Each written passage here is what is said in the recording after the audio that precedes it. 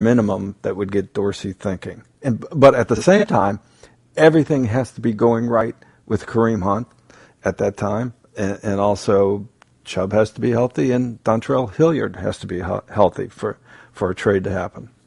Tony Grossi is our guest. You can read him at ESPNCleveland.com. Tony, what did you think the significance, if any, of that Kareem Hunt situation was?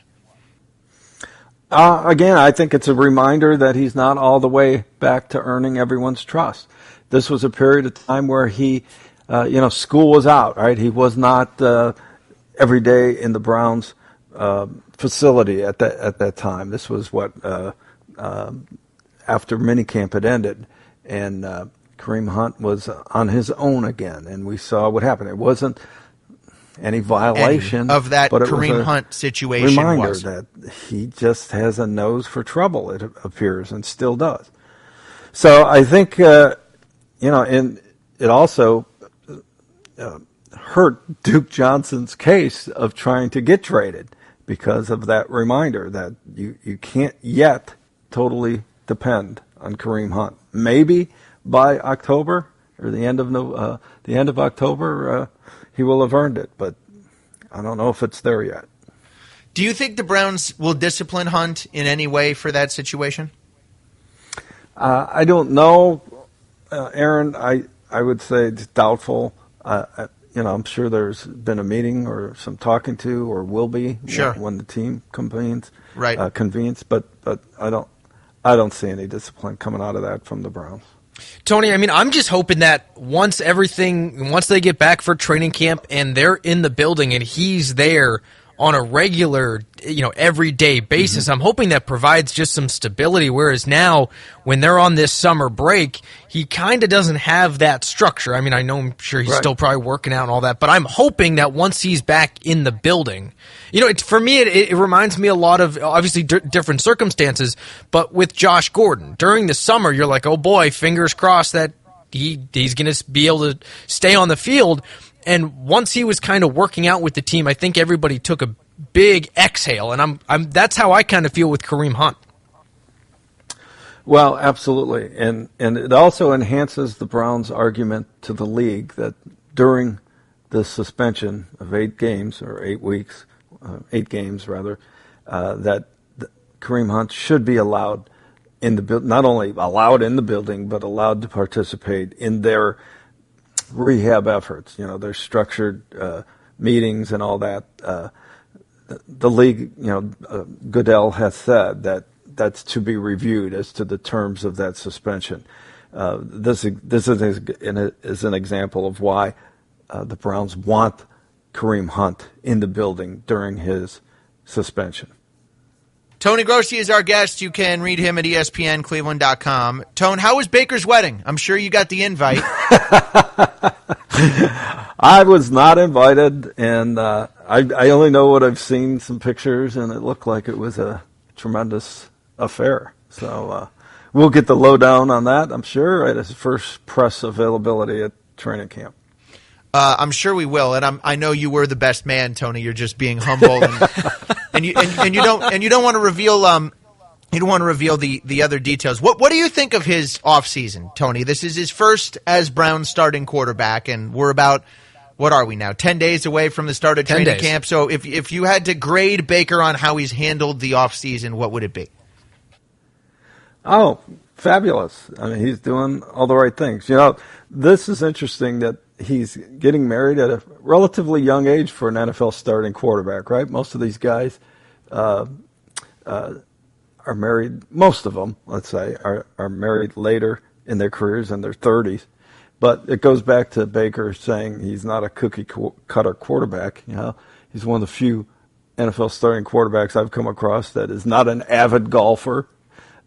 He's getting married at a relatively early stage of his career, so he's living up to his words that he's not the typical NFL quarterback. Tony, you just can't put a number on love. Yeah. Well, hopefully he'll settle down and, mature. I'm sure it was a great event in his life, and Emily's too. Tony, as you stepped away, were there any revelations that you had about the Browns as you got away from the team and got away from talking about them on a day-to-day basis for about a month or so? Aaron, not really. I'm sticking to my opinion right now that I don't have a lot of worries with that team. There aren't a lot of huge holes. Probably the biggest question mark as I go into my training camp previews, will be the place kicker situation. Other than that, they're loaded at a lot of spots, and I've kind of re-examined it in my mind what this team is. I think the hype is real, and I think we're in for a very fun year. We don't know what's going to happen, but the table is set for a significant turnaround in the Browns' fortunes. Tony Grossi is our guest. Tone, what do you make of the proposal that the owners have made to the players about the idea of playing 18 games, but having a max, at least for certain positions, of 16 on the lines? Maybe quarterbacks would be allowed to play all 18 games. Do you think it's feasible? I don't. Here's what I think's going on. First of all, you have to look at the NFL's schedule in terms of 20 games. Right now, there's 4 preseason games and 16 regular season games. Right. That number is not going to change. So the question the NFL has grappled with, particularly Roger Goodell, is how can we better utilize those 20 games? And he is on record as saying the NFL preseason product is not good enough. So he wants to eliminate preseason games and substitute them with regular season games. 20 is still the number. I think what the NFL is doing is their end game is 17 games and 3 preseason games. Okay, it's very doable.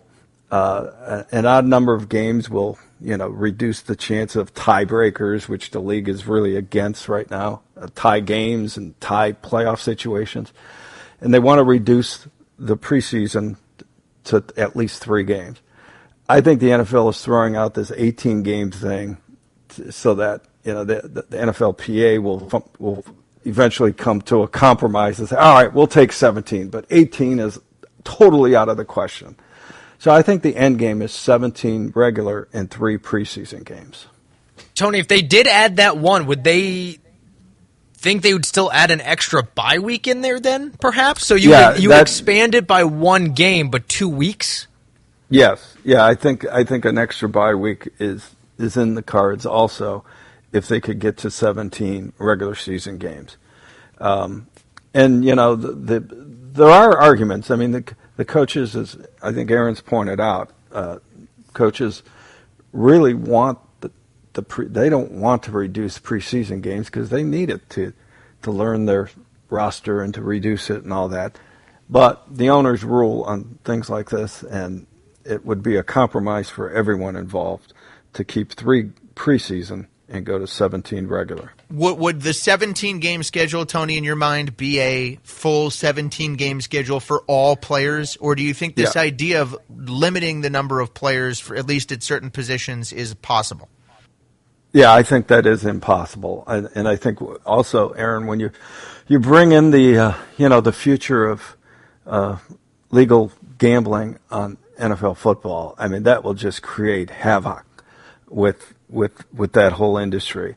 And just set up so many problems. When do you announce, who's playing and who's not? How do you set a line for those games? I mean, it really is going to be an issue in the future. So I think it's a cockamamie proposal that is just, and I've heard it before. They've talked about this before at NFL meetings, and everyone just kind of, blew it off as preposterous.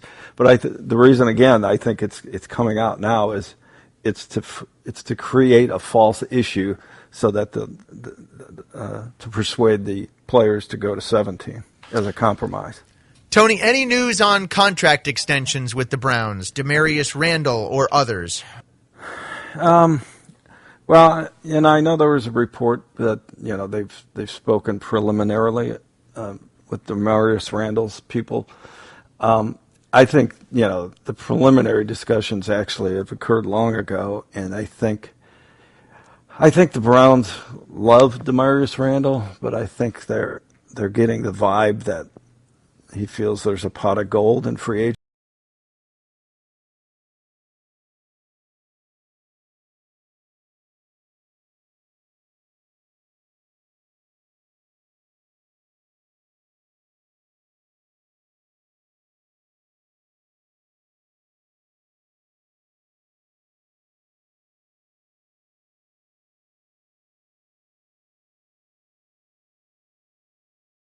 Hard to not only sign him and then turn around and think of Myles Garrett, Baker Mayfield, and stuff like that. So I think that's where they're at. I mean, they're talking, but I think it's not going to go very far. And Tony, that's exactly where I was going to go next. I mean, I understand that I loved Randall. I would love to see him stay on the Browns, but there are bigger names that the Browns are going to have to pay coming up here the next couple of years. You mentioned Garrett.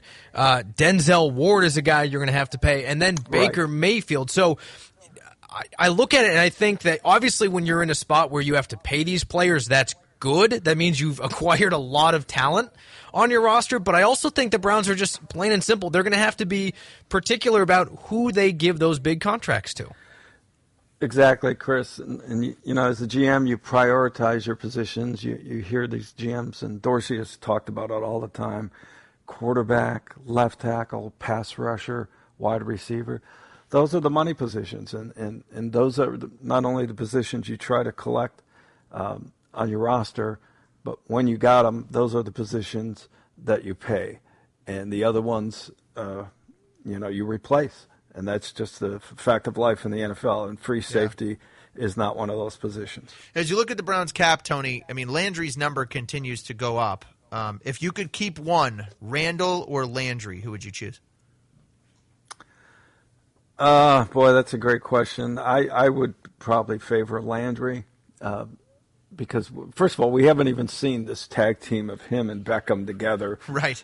With Baker. Yep. I mean, again, they love Randall, and he's a good player, and he's filled a void. That free safety has been such a void for the last 10 years, and they finally found one. But the facts of life are you can't pay free safeties when you got all these other high-priced items coming up. Tony Grossi, our guest. Tony, if you had to power rank the NFL right now, where would the Browns come in? Well, I would definitely put them in the top 12, which a playoff field is 12, and I'd put them in there to start the year for sure. The one time I did the power rankings before we went on vacation, I think I had them at 9, which was probably a little high, but I'll stick by it until further notice. I think they're, on paper, that good. Who's higher, Browns or Steelers? I think I have the Steelers higher because of the Ben factor. I mean, until you do it, until you beat him on his home field, right? That's their edge. Yeah, you're saying other Browns fans are crazy. Baltimore or Cleveland, who's higher? I have the Browns higher than Baltimore. Colts or Browns, who's higher?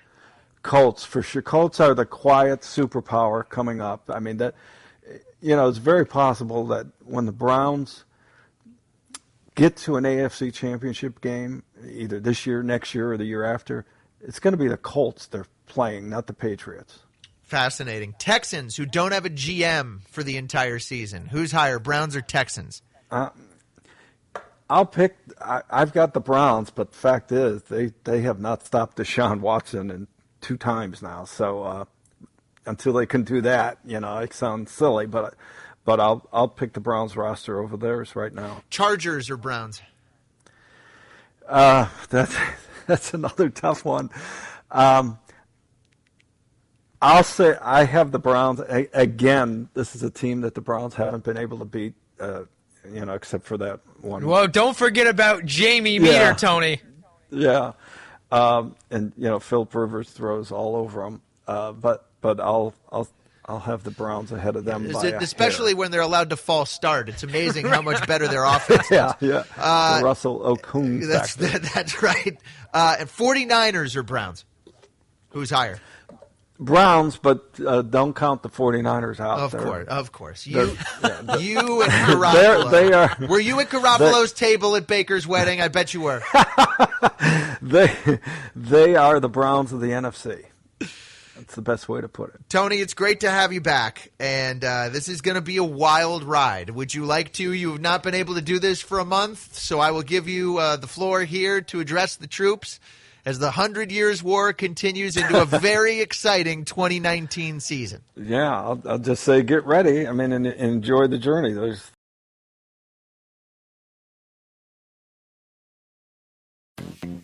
Lo sentimos, Euforia Música no está disponible fuera de los Estados Unidos continentales. Lo sentimos, Euforia Música no está disponible fuera de los Estados Unidos continentales.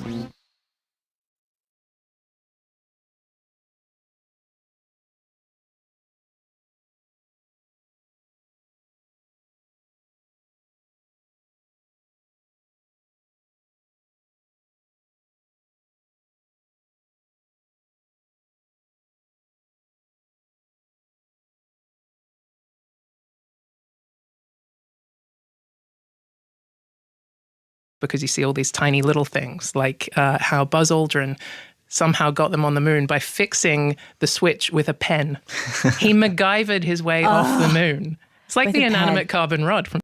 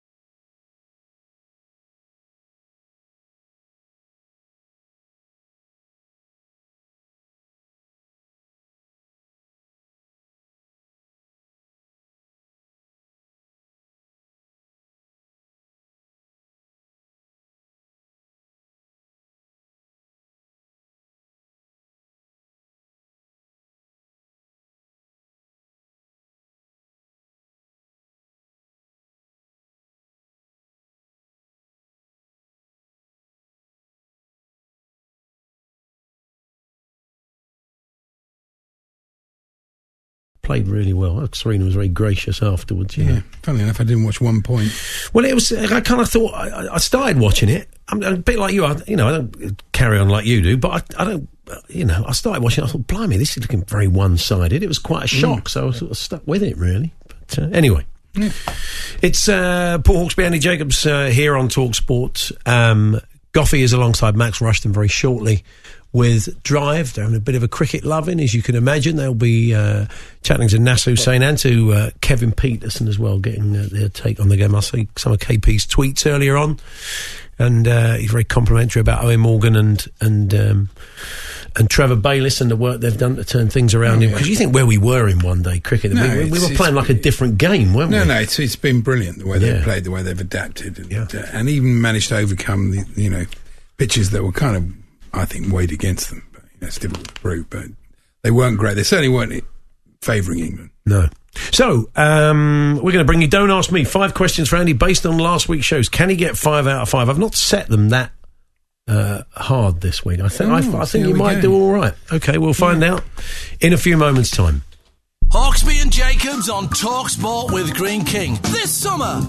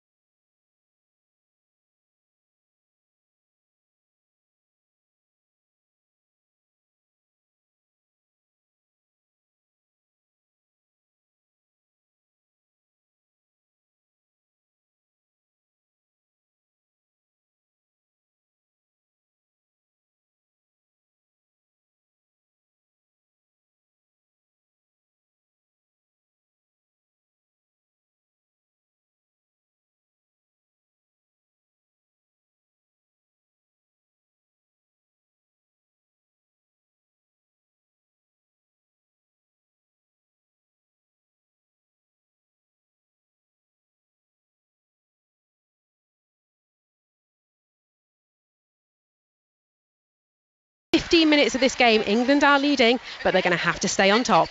Yes, it looks like a brilliant game, and the match you can follow over on BBC Two right now. The ECB's Director of Men's Cricket, Ashley Giles, hopes that England's dramatic World Cup win over New Zealand at Lord's will inspire the next generation to want to emulate the performances of the likes of Ben Stokes and Jos Buttler. England have been continuing their celebrations, as you've been hearing at the Oval today, passing around the World Cup trophy, signing caps, T-shirts and autographs for hundreds of children. And Northern Irishman Darren Clarke will hit the opening tee shot at the Open Championship at Royal Portrush on Thursday morning. Tiger Woods has been paired alongside Matt Wallace from England. This is BBC Radio 5 Live on digital, BBC Sounds, smart speaker and online. Afternoon, Orna. She's here with the travel. Oh, hello. The M6, I've got some good news now because it was closed northbound in Manchester around Bryn at 25, heading towards the Orrell interchange at junction 26 and joining the M58. So all lanes have reopened. The queues are still there though. So northbound queues backing up to junction 23 at Haydock Island. I'll have full details for you at 4:15. 5 Live is digital. On digital, BBC Sounds, smart speaker and online. This is BBC Radio 5 Live. Good afternoon, everybody. Welcome to Drive with Chloe and Tony. I don't know about you, but I am still shaking. The celebrations continue after one of the most extraordinary results in the history of English sport. Wait for the cheer. We're watching Buttler gather the ball. He's got a bit of work to do to take it to the stumps. Wait now, listen. That tells you that England have won the World Cup. The fireworks going off the grandstand. It'll be confirmed on the screen.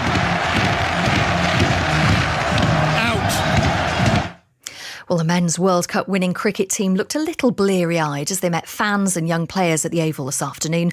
5 Live's Alison Mitchell asked England fast bowler Mark Wood what the nerves were like during that dramatic super over. Awful. I didn't enjoy the match at all, actually, until the very last minute. But the sort of to and fro of the game, the tense, the pressure, everything. But then nothing will top the winning moment. So I'll take that every day of the week if we get over the line and get to win the World Cup. So that was the best feeling ever. Your view of that run out? Did you know? I was off the field, so I tore my side or tweaked my side. So James Vince went on the field. He was feeling that it was even worse being off the field, not knowing that you can't affect it or do anything. And then all of a sudden, when the throw come in, I was already halfway over the barriers and on the field. So yeah, it was great. Just Mark, also as well, just when you look at the journey this side has been on over 4 years, how emotional does that, what sort of emotions does that bring about you when you look at this group of players? Because you stuck hard to what you thought was the way to play. Yeah, I think the togetherness in the group and the resilience and everything that really showed through. And I think there was different emotions at the end. There was people crying, there was people grabbing each other, there was people on the floor, there was people lifting each other up. So it was carnage, bodies everywhere, but I absolutely loved it. If I could bottle that feeling, I'd take it every time. You're excited about going to Downing Street? Yeah, I am. I am. Yeah, it should be. It's a nice thing for us to do, and to be able to do that off the back of this is even more special. Was an incredible moment, and if you love your sport, if you just love drama, if you love news, if you love current affairs, it was a moment to savour. And I'm with Mark Wood. I could barely watch at moments. 5 Live, Stephen Chittenden. We're going to find out later on, by the way. We've got a real treat for you. We're going to play those super overs for you in full on Drive, because I was watching on the telly. I haven't heard it on 5 Live yet. I want to hear it myself. 5 Live, Stephen Chittenden has been speaking to fans who were there to greet the winning England side at the Oval today. Absolutely amazing. It's just a fabulous atmosphere, fabulous to see the players, super happy, seen the World Cup, seen Eoin Morgan walking around with the World Cup in front of us. Absolutely fantastic. They've done a real good job, really have. You've actually got Liam Plunkett's name on your shirt. That looks like an expensive shirt. What's happened there? Well, he's my hero. He's the unsung hero of the World Cup. He always picked up the wickets in the middle overs. He's been the key man. He's been the unlikely hero of the World Cup for me. And he got a big hug from you, and he wrote his name on your shirt, Liam Plunkett. He did, and I asked him how many pints he'd had last night, and he said he only drinks spirits, so it's quite an interesting one. Well, Stephen's now in Downing Street. The team are heading there around 7 o'clock. We'll have that moment live for you here on 5 Live. Stephen, before we talk about tonight, just this morning at the Oval, the pictures look great. Is there still a sense of disbelief after what happened yesterday? There is, Tony. The World Cup win prompted a pitch invasion, players being mobbed as they wandered around in a haze, and a raucous alcohol-fuelled crowd of ecstatic fans. And I'm not talking about Lords nearly 24 hours ago, but the Oval this morning, when the World Cup winners took to the field with the trophy for a kind of victory lap and a chance to impress about 1,000 young cricketers. But you're right, they still seem to be in a state of disbelief, hungover disbelief. They were shaking a bit too, like you were yesterday, Tony. Later they'll come here to meet the PM. There's always a media presence here. There's an extra strong one already right now. So far they've witnessed Matt Hancock, Larry the Cat going into number 10 as well.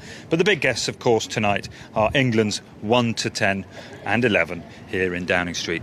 Yeah, and we'll be back with you a little bit later in the programme, Stephen. Thank you. Let's speak to someone now who's experienced lots of big England celebrations in his career. Triple Ashes winning former England batsman Jonathan Trott. Hi, Jonathan. Hi, good afternoon. Whoa. Well, so Theresa May was there yesterday. I know you were there as well. Just take us through your experience. What was it like for you? Could you bear to watch the Super Over?